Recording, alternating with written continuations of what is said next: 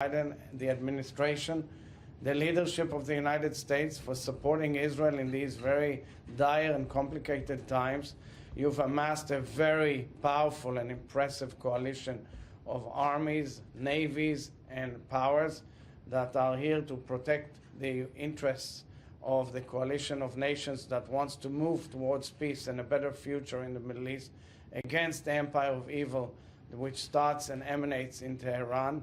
I want to thank you personally, and I want to thank the President for showing and projecting power in this region, as the message should be clear that no one should attack Israel or meddle with our clear inherent right of self-defense. Thank you very much, Mr. Secretary.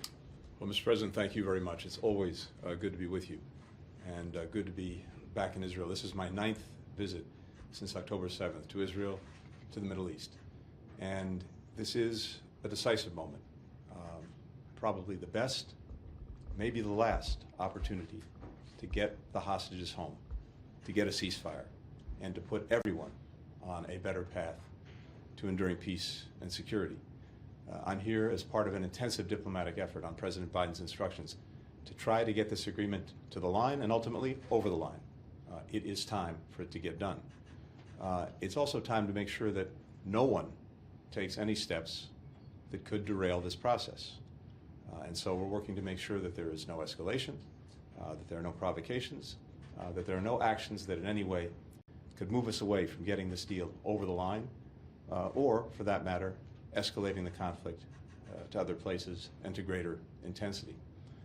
I know this is a fraught moment in Israel, with deep concern about the possibility of attacks coming from Iran, coming from Hezbollah, and other sources.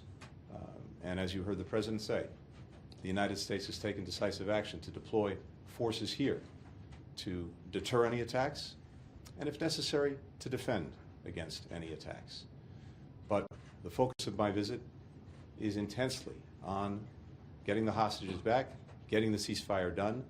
It is time for everyone to get to yes and to not look for any excuses to say no.